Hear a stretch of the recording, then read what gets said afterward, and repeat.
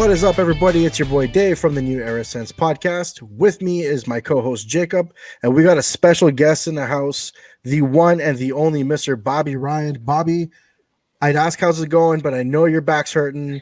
You got surgery scheduled, but besides that, how are you doing, buddy? Besides all that, the rest of things are great. I can't complain. So, like I said to you guys right before we started, I'm watching the guys in the background, cheering on some of the guys, and being positive about things. I got a little bit of a recovery ahead of me, but not back surgery, contrary to popular belief. So that is a good sign. It's not back surgery; it's another one. But I feel good otherwise. I'm just kind of ready to get through the recovery process. Honestly, besides when Alfie went to Detroit, I've never caught myself cheering for Detroit as much.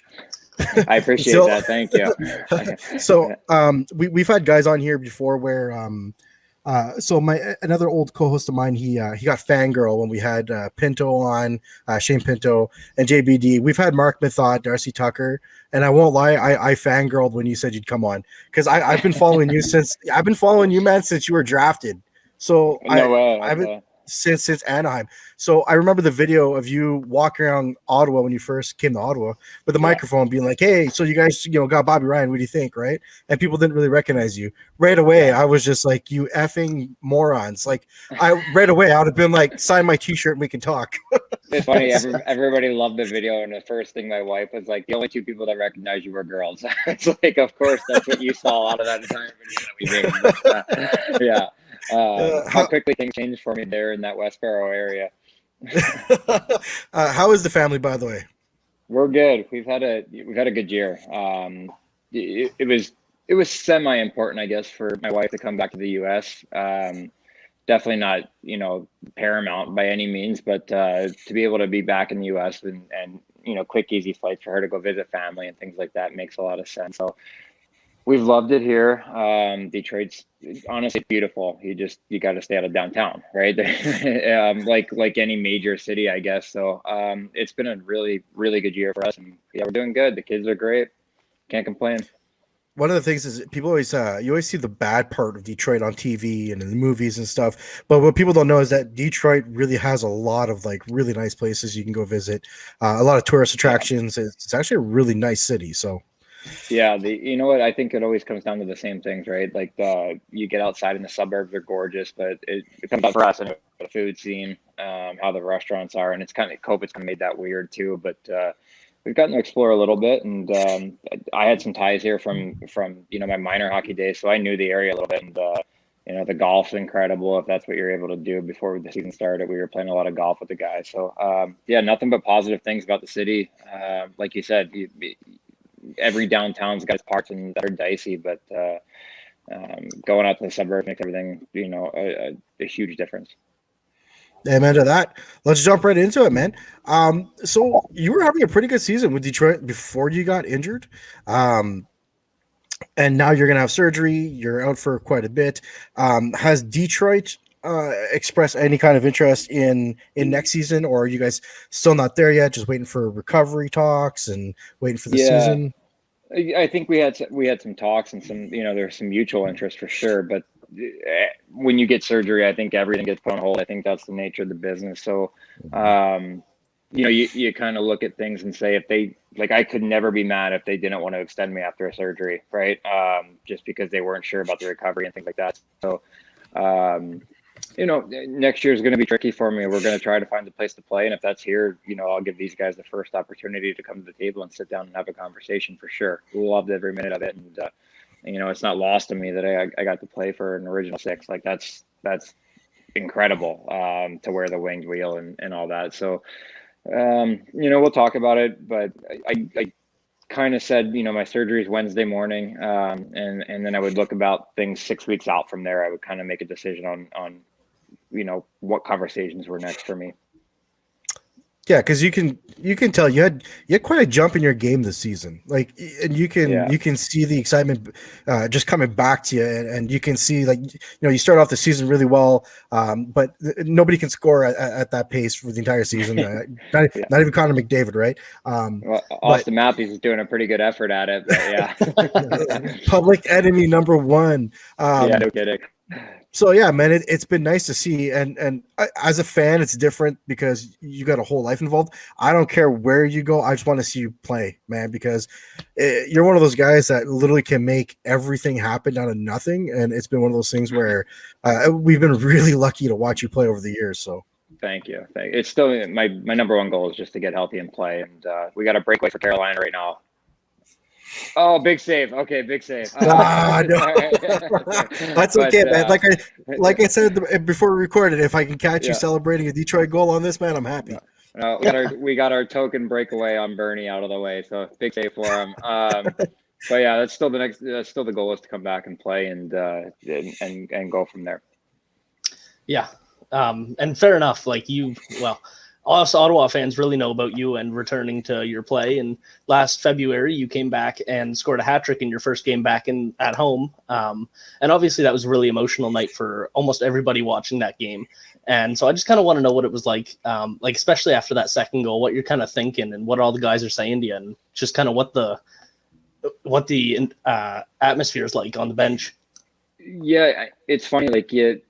I think when you score your first, the hat trick's still out of your mind. When you score the second, you start to think about it a little bit. But when I scored the second, there wasn't a ton of time left, and I think that the game was still very much in play. And I'm generally not a guy out there in the last minute of play when we're killing, a 6-on-5. So I understand that. But he threw me out, and I don't think I really had time to think about getting the hat trick because it happened. There was only a minute or two in between when it happened game wise. So, yep. Everything you could feel the building, but the arena building and everything it just felt like when I stepped on the ice, it was going to happen. I knew Brady, if he had a breakaway, wasn't shooting.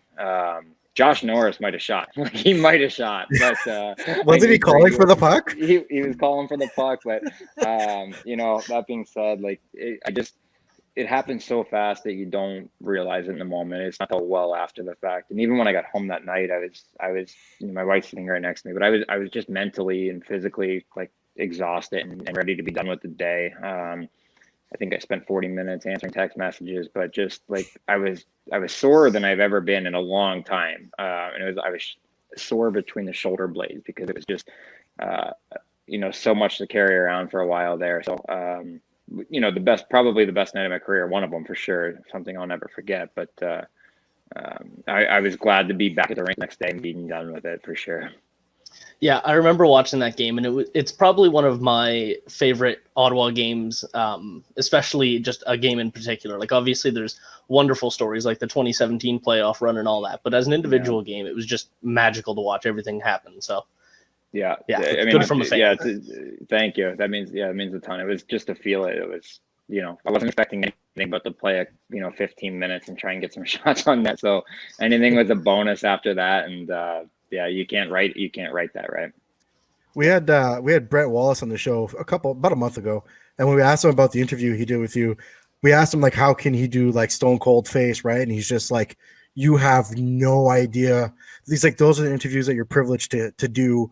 And he goes, and believe me, he's just it was hard to hold it in. He was trying not to let go of all the tears while he was interviewing you. So he goes, that's one of those interviews that you get once in a career. And he was really humbled by the fact that he was the guy that got to do it. So yeah, I've always liked Brent. We've had a good relationship. I'm sad that he's not, in the mix for Ottawa media anymore, because that's a huge loss for Ottawa media, for me anyway. I thought so, but that being said, I like his new avenue even more because I think he'll get to express his personality a little bit more with Matt. We've taken full credit for the the Wally Method show. We had them both on, and within 5 weeks of having them both on, they started their own show. I was like, because you guys, I'll bet you guys knew you were doing this, and no one told us squat. But that's okay. Yeah. I hope they're not taking viewers from you, but you know what? I'm glad because for Ottawa to have a guy like Matt would be perfect in that avenue. I thought so. As long as nobody can see his face, he's got a face made for radio. So I'll be good to go. Yeah, Mark, where's the 1080p camera? He's like, I got 720, man. That's all you need to see. That's it. Keep it dark in the background. Yeah. So 2017 was a huge year for Ottawa. I think for a lot of the fans, it was one of those years there. No matter how disappointing it was the way it ended, it was still something that we really enjoyed every step of the way. I'm assuming there's probably a bunch of moments from the seasons that were, important to you. Can you pinpoint maybe one moment that really stands out the most to you in that playoff run? In the playoff run, yeah, I think, and I mentioned it the other day. I don't think that we knew we could compete with Pittsburgh to take it to 7. I think that was a bit of a mental grind for us. And going down there and getting game 1 in overtime was a big one. I think we knew we could beat Boston. I think we knew we were better than New York, like for us mentally. But Pittsburgh, you get to the conference finals, they've done it, they've won. You're looking across at Crosby and you're looking across at Malkin, and they're both playing well. Marc-Andre Fleury, who started the series but didn't end up finishing, was playing great hockey. It just felt like we were going down there not to play, like we knew we were going to compete, but there's a mental thing that we had to get over, and getting game 1 was huge. Because I can remember going back to the hotel and everybody playing cards after, because you aren't allowed to do much, right? You're not going out or anything or having dinners out, so you're just hanging out. That was a big one. And then going down to Boston and taking games.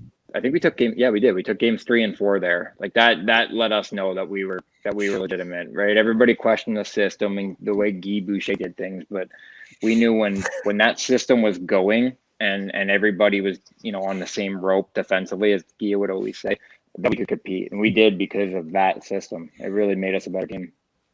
So one of the things that I think was really cool in the playoffs for me personally was watching Clark MacArthur come in and score. I think that was a big one for a lot of people. I'm assuming that was probably some sort of morale boost for everybody. Watch, especially like you had played with Clark for a little bit now.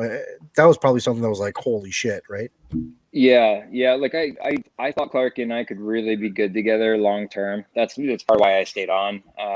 We were talking that summer. We were up at the same summer, right, for contract, and when he signed, it made my decision a lot easier. And we had chemistry the year before with Kyle in the middle of us. But I just thought that no matter who you put between Clark and I, we were going to find a way. Like, I just loved the way he played. I could read his mind in situations. I think he'd scored 20 goals once, maybe, I think, and did the year before with me. But I always thought like Clarky could score 30 if I could get him the puck in some areas. And unfortunately, with all that, we never really got a chance to do that, the way things unfolded. But for him to come back, it was, what people don't know is he took a major gamble financially coming back and playing. And that was so he could go out on his own terms. So yeah, guys had a lot of respect for him, and that was a big stepping stone. He got to play game 4, I think, down in New York, and we got to play together right before playoffs. So I was just ecstatic, like everybody else, to see him play. Nice. Yeah. And that that leads right into my next question, is about that 2017 run. Like, that season was just full of Cinderella stories, I guess you could say. Yeah. It started off with Craig Anderson coming back from his leave of absence with his wife, battling cancer, and he gets the shutout, as almost every Sens fan knows. You got Clark MacArthur coming back, Erik Karlsson playing on one foot. Like, what kind of motives did you have behind all that? Like, was that a kind of a push from the beginning of the season with Craig Anderson starting off? Yeah, every single little hurdle along the way, some of them are major hurdles, like Craig's wife, but every hurdle, I think, along the way made us a little bit tighter. Like, we were, that's as tight as a team as I've been a part of. And then, things happen and things change, and within a year, it was the worst team I've been part of. Like, it's just the way it goes. But at the same, like, that year, there was just nothing that was breaking the guys down. There was a unity, and like that, part of that's Eric, like, pulling along, like Eric pulled us along on the ice. And then you had guys like Matt and Clark trying to get back. Dion helped a little bit in that regard. Off the ice, keeping things together. Like, we just had a tight knit group. So it felt like whatever you threw at us, there was going to be some adversity and some hurdles. We were just going to step right over them, and we did. Right up until the last goal. Yeah, it felt like that the whole season, like you said, and it was just fantastic to watch as a fan, and just seeing everybody get through it all. So yeah, huge props to the whole team for that. Thank you. Now, this is a question that you might not be able to answer, but so the common knowledge between fans was, between you guys at Pittsburgh, whoever wins is who's winning the cup. Nobody had Nashville as a favorite against either one of Ottawa or Pittsburgh. Now is that something that like the players in Ottawa knew too? Like if you can just kind of get over this hump of Pittsburgh, there's a really good chance that you guys can take it. Yeah, I think we felt that way a little bit. I don't know though. Like Nashville is very, very I guess underrated for a tough barn to go play in, if that makes sense. Like they're and like you could. I mean, I watched that entire series. Actually, I shouldn't say I watched the entire series. I watched later in the series. It was a little raw for me early on, but like that's a hard building to go into and win. But I think, like I said, winning in Pittsburgh games 1 and actually that's the only one we won down there. Game 1, we felt like we had proven that we can do that. So there was part of that, but I don't know. It's so speculative. Excuse me. That I've always hated to do that. Nashville was banged up. But other than that, like I think Rene had a bit of a tough series against Pittsburgh, but who's to say that he would have had that same series against Ottawa, right? You never know. So true. It's just too much to think about, really, if you're going deeper on it. That's true. Now I'm going to ask you to toot your own horn a little bit. So you've had a lot of highlight goals, man. Like you've had quite a few. And do you have a specific highlight goal that you're like, even for you, you're like mind blown. You're like, holy crap! Like that was a really nice goal. And if it's not the Koivu stick goal, did Koivu let you keep that stick? No. So the Koivu stick goal got taken back to their bench, and I never thought I would see it again until I was doing an event in Anaheim, maybe a year later, I want to say, and somebody brought me a Koivu stick and said, "This is the stick that you scored with. I found a way to get in touch with so and so, and this is the same stick." And he showed it to me, and I was like, I don't know what you paid for that, but somebody lied to you. like there's just no way that's the same stick. But that goal was just kind of, I wouldn't say that was even a nice goal. I just picked up a stick and it happened to be backhanded, whatever, right? But it landed right on my table. All I had to do was make contact to get it back to the net. I think for me, the goal would probably be the hat trick goal against LA my first year with the Snorama. Whatever it was. Yeah, that was, or the playoff goal with Leggy, that I got to undress Legwan a few times, that I always bring up. So, those are the two that I think when people talk to me about hockey or show me a clip of something I'd done in the past, those are always the two clips. But the one to do the Nashville one in playoffs was special. It was a sick goal, and you had a lot of sick goals. But the Koivu one, I think the Koivu one, it was more for shits and giggles. It's one of those memorable ones that's gonna like stick forever. It was like you said, it wasn't a super skilled one.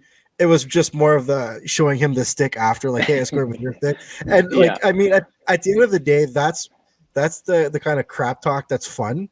Yeah, I mean, I've seen you hot mic'd, like those videos of you hot mic'd in the NHL on YouTube and stuff like that. And it's just, you're good at what you do, my friend. Thank you. It's like, if you're gonna play in the league, you have to be up for a laugh, even if guys give you a good one. Like you have to give it a laugh at yourself. So, that was an arrogant 25-year-old right there throwing his stick right back at him. That was so good. That's one of my favorite YouTube clips to watch. Like for most hilarious, 100%. I love it. So yeah, you've played with a lot of players throughout your years. I mean, a couple of years on Anaheim, a few years on Ottawa, and now Detroit. I just kind of want to know, of all the people you played with, and you say Ottawa was a tight group for a good bit of your stint, who was the biggest character in the locker room that you met and had fun with, and whether it be pranks or just made you laugh all the time? And I know Craig Anderson is always talked about as quite the personable guy, but who's up there on your list? Yeah, it's funny. I still speak to Craig a lot, so he's probably one of the guys I'm closest to from my time in Ottawa. But I wouldn't call Craig funny. Like if you're I'm looking over at my wife trying to think, like, Zach Smith's got to be the funniest, right? Yeah, she's not even hands down. Yeah. Zach Smith was always the funniest, and he kind of lived out by us in the middle of nowhere, towards Carp. So I spent a lot of time with him going to the rink and stuff, and a lot of times when guys were doing dinners in Westboro, we're like, that's too far. The Carp crew will hang out. So I would hang out with somebody and have beers or whatever it was. So I thought his dry wit one-liners were always good. And if you really pissed him off, to watch him go off to like mentally watch him go to the dark side and be ready to fight you was just was always worth worth the price of admission. So he's my number one for sure. Have you ever got on to Chris Neal's bad side? I don't think I've ever. No, I don't think. You know what? Nealer was probably number one in terms of pranks. Like, he always kind of had something going on. But I will say this: Nealer could really, really dish it, but couldn't necessarily take it. And I was not going to be the guy that gave it to him, knowing there was a punch in the nose coming. So I don't think I ever got on his bad side. Well, yeah, watching the. Sorry, go ahead. Watching the Wally and the Thought show, he was talking the other day about how he would always get it, and then he would just come back 10 times harder with whatever he did. And so, I couldn't imagine trying to do anything to mess with him. Yeah, like, right? He would take it from like, okay,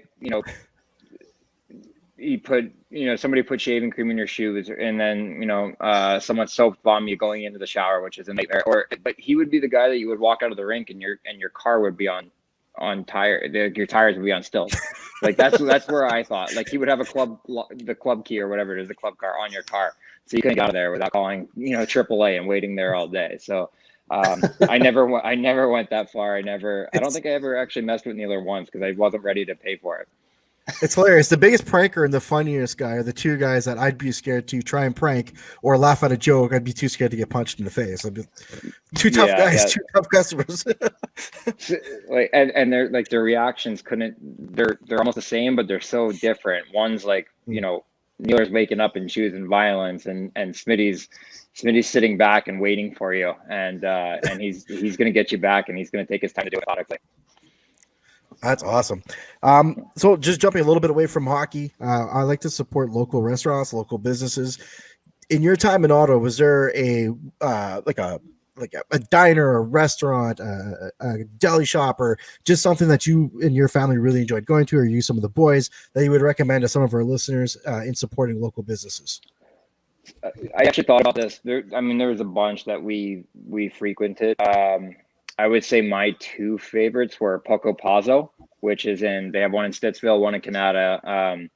And the one in Canada was, we started going there because of convenience. It was, I was another 15 minutes past there up March Road. So I was out there quite a bit, or up Dunrobin Road, excuse me. So that one was out of convenience. And then we just became friends with the owner, actually spent Easter with them during the season. I would go over and play, outdoor hockey with all the kids on Easter Sunday, and the families just become close friends. But I would eat every pregame meal there. Good local people doing great Italian food. The other one was Aperitivo, which is in the Centrum there next to the old beer house place. Was our favorite. What was the other? Oh, so my wife's over here going, Alice's in Carp. Almost every day off, we would wake up and go to breakfast with the whole family there. So, I would say those are our three: Aperitivo, Alice's, and Poco Pazzo. So, rumor is Tim Stützle has never had poutine yet. Any poutine recommendation places for him, or what? Yeah, I hate poutine. I don't get it. I don't. I got two Canadians staring me down right now, but I don't understand it. I'm like, if you want French fries, get French fries with ketchup, like an American. Like that's. I take special offense from the East Coast of Canada. I just couldn't do it. I don't like gravy. I'm not a gravy guy. So cheese curds are brutal too. So putting all three things together, just ruining French fries. Of all the things we've talked about, I'm going to title this episode "Bobby Ryan Hates Poutine." Yeah. I have I tried it 3 or 4 times, and I think my wife tried it when we first got there at Churchill's in Westboro, and she could do it, but she never craved it, and I just never went near it. It was like shawarma either. You guys are shawarma people in Canada, and I never tried that because I just couldn't get my mind around it. See, so I'm a French Canadian, so like poutine is like my number one food. But like I have a buddy who's from Boston, and when I introduced him to poutine for the first time was actually in Gatineau, right near the casino, not far. Okay. And he said the same thing. He was just like, put some salt and vinegar on my fries. He's like, don't put that crap on my fries ever again. See, and that's a Boston guy. Like, I don't get Boston people with vinegar on your fries either. I just, like French fries are French fries and they're meant for ketchup. That's it. Or Old Bay seasoning. Or Old Bay seasoning would be good. Yeah. Yeah. But that's about it for me. Man. All right. Just can't do it. Yeah. If I was going to say anything about Canadian cuisine, it would be like a good beaver tail downtown I could do. But no, I should say I'm the pickiest eater ever too, by the way. Like, I'm terrible. You've redeemed yourself with the beaver tail comment. Yes. That was good redemption. So there we go. I'm back. So you talked about kind of how you played on the outdoor rink with the kids and whatnot. And another good thing you did in Ottawa was the Bobby Ryan All-Star Kids, and how you bought the suite in the Canadian Tire Center and have the room for 16 kids every home game. I'm just wondering, obviously, because of COVID and everything, things are way different, but is there any involvement with that anymore? And what kind of started that? Like, was your connections with your childhood and your unique experience, was that kind of part of what you want to do for kids, or what? No, I don't. I don't think there was any tie. I think that in Anaheim, we never really had the opportunity to do what we wanted to do, mostly because we felt like we were getting traded for 3 years before we finally got traded. So it was just, we never really got to. I don't want to say put down roots. We lived there. My wife's from there, but just never got anything going. I guess we did some stuff with Operation Homefront, but you signed a 7-year deal. Like, you're planning your life there, right? So, Eugene actually had brought something up to do something along the lines. Brian Murray had been part of it. It was basically, like, let's get you something where you can buy a suite or whatever it might be, and find a way to do this. And it didn't take us any time to say no or say yes. Excuse me. We weren't saying no to say yes. It was a no-brainer. It was just about how we were going to do it. And we've always had a soft spot for kids, and really wanted to do something in that community, like that thing. So honestly, Gio stepped up, so that they would be part of it and help us in any sense of the way that we needed it. But it was everything came together incredibly well. I think the kids enjoyed it. We got this book every year from kids that would sign things, and the only downside of it was that you didn't get to meet them every time. Before we had kids, my wife would go up there and visit and say hello, but then life gets in the way. So as we were getting further into it, we felt like we were getting further apart from it, and we made a clean break, I guess you would say, when my contract was done. But it's still, like, every time that I go back to play in Ottawa in the future, like, I'll still have that suite individually for that game for those kids. Like, that it meant too much to my wife and I to do that over time. Yeah, that's awesome. And a lot of people have connections, especially Ottawa Senators players, to all the local hospitals and everything. Like, I just recently had a baby, and the nurse was talking about how Wade Redden and Mike Fisher used to always show up to the hospital when she worked in Ottawa. So yeah. It's awesome to see how all these contributions to the community really put an emphasis on how much Ottawa fans love these players, and just like yourself. So yeah, good on you for that. Ottawa's just, when people ask me to describe it, it's like it's the smallest big city in the world. Like, it has to be. There's just, what I mean? Like, there's just, everything comes full circle there. All the communities that you work with and organizations, they all kind of tie into one another. The Maddie's Gala, another one my wife had to sit on the board on for a year, and was going to take that further. But obviously we got bought out, so that changes things. But the community and the way they get behind charities and things like that, like, I've never seen anything like that anywhere else. I don't think I ever will. Yeah, fair enough. So we like to do these things called story time. So we try and get one story out of everybody who comes on the show, whether it be something absolutely crazy or hilarious, whatever. I mean, we've had some pretty good ones. Mark Mathot had to give me a second story because the one he told me off air was not rated for our audience.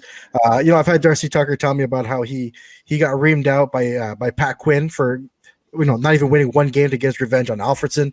But we've heard some pretty crazy ones. Do you have a story that sticks out to you that was hilarious or something just crazy? Just a story maybe that hasn't really been told. Yeah, definitely nothing like that. Like, when you guys posed this question to me in the email, I was like, I can't tell them anything. Like, it's nothing PG of stories that I would tell about the guys and things like that. So I actually took it back to Anaheim days, and one of the funnier ones was there's a game called Juice Boy. It's basically a shootout, and from the hash marks down, right? So you get juice boy or 2-puck, whatever you want to call it. You get 2 pucks. The first one has to be a shot. The second one has to be a breakaway. If you score, you're done.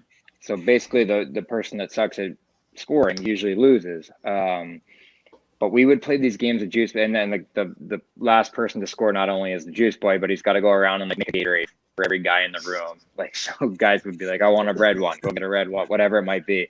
And then it evolved to like, I would play with gets and pairs all the time in like 3-guy games. Lost the score would have to untie the other guy's skate. So you'd sit in your stall, put your skate up, let him untie it. Like, and it just got more and more progressive and bigger. Adam Ernie just scored again. That's 11. So it's a 7-game point streak. Not much of a reaction, but happy for him nonetheless. So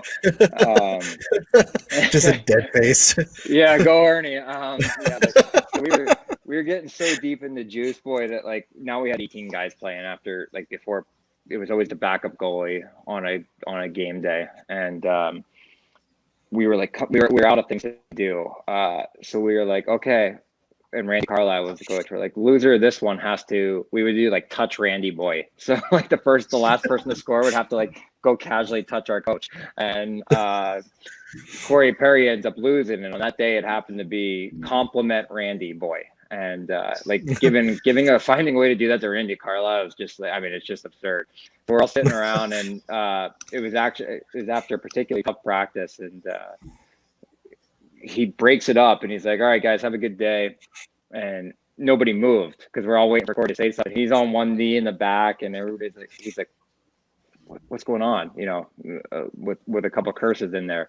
And he just like, we think that Corey might have something to say to you. And he's like, Corey's just got his head down. He's like, it was a good practice, Randy. Thank you for your time today. I had a blast. like just mumbled it out. And Randy's just like, he feels like he's getting made fun of, so he's turning beet red. And meanwhile, we're like, just because Corey couldn't score on our backup goalie for 7 or 8 shots is all this is tying down to. But that game continued to get worse and worse to where it was like, some of the things that the Juice Boy had to do, I couldn't even tell you. But we're not a kids only show. I mean, we do have Mark Method dropped. I couldn't tell you how many f bombs saying the word fuck about 1,000 times. So that's what, no. But I always laugh at that one, and I always bring it up when I do run into Corey. So I thought that was a good PG story. Yeah, I don't think I could hear a better one. So it's fun. To finish things off, I kind of wanted to take it back a few years and talk about the little skit that you and Getzlaff had made. It was one of the, again, a lot of funny moments in your career, as well as highlight moments. But this one probably takes the cake as just the best off-ice video I've seen.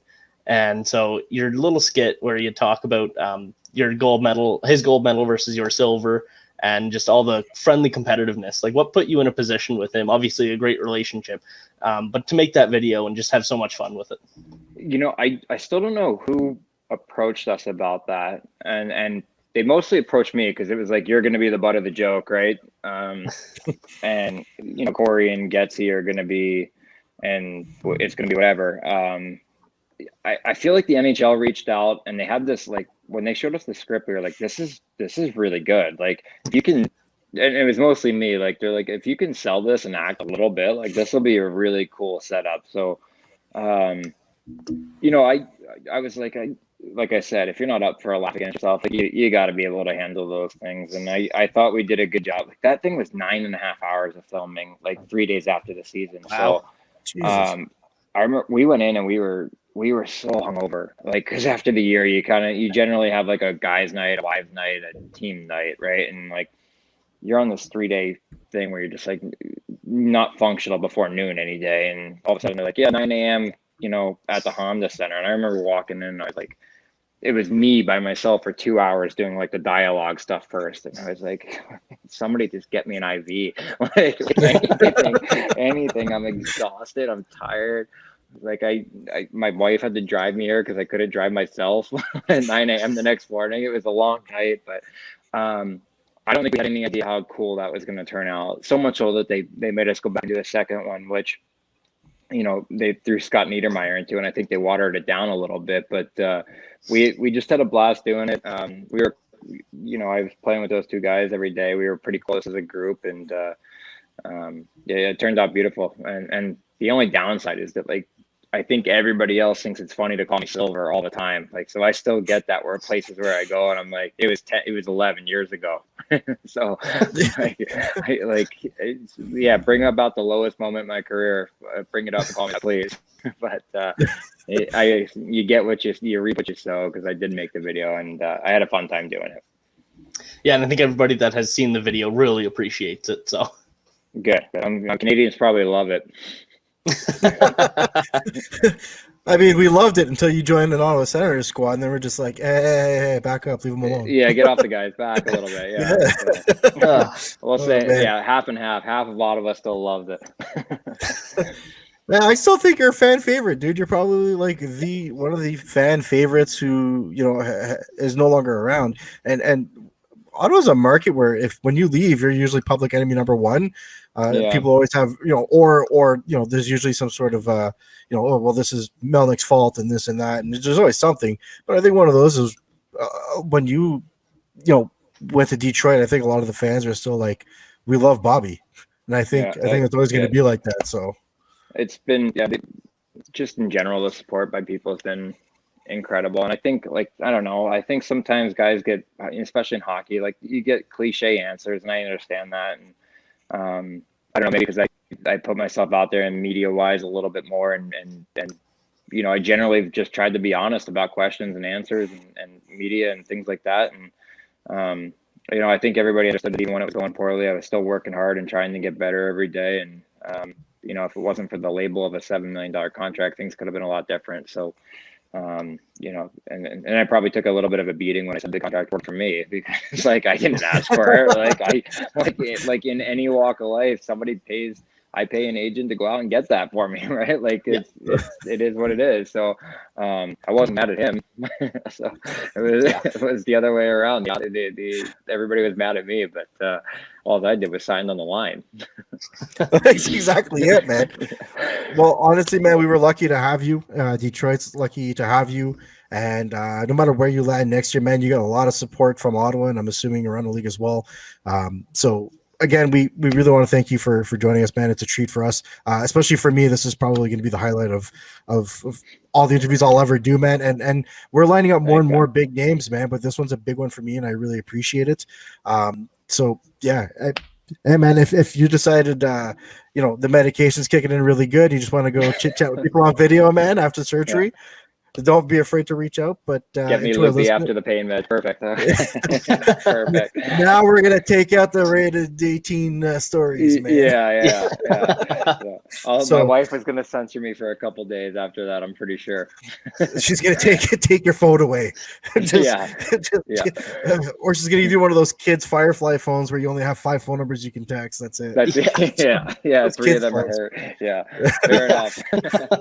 So again, man, we really appreciate your time, buddy. It's my pleasure, guys. I'm glad I got the chance to do it. Thank you. And I hope, did the Sens end up winning? What's the score up there? 2-2 still. 2-2. Still really? All right. Yeah. It's what? All right. Yeah, Zinger, it's still 1-0 Detroit still. Zinger. Oh, 2-0 Detroit. There it is, right there. Zadina. Who scored? 5-on-3. Zadina 5-on-3. And Dzingle's gonna get the game winner up there. He's playing loose tonight after not getting traded. Well, now that Zadina scored, Brady Tkachuk has to score for us. It has to. You got see, that's it. Well, it's just that worked out for everybody. Exactly. Yeah. Zadina's gonna be very, very, very good though. He's just he's coming. He's got filthy hands. He's got some filthy hands, man. You watch him sometimes, and when things start to really slow down for him, it's going to be scary. He reminds me a lot of Kucherov, so I hope he gets that level. Probably not that level, but yeah, that's a good comparison, though. Yeah, the mannerisms, the way he plays, like, it's all there. So probably with a better shot, but we'll see. That's awesome, man. All right, again, we appreciate, buddy. Hopefully surgery goes well, and good luck with your recovery. Thank you, guys. I appreciate it. Thanks for having me. Yeah, thank you. Cheers, and for our listeners, don't forget to hit the subscribe button. Thanks, guys.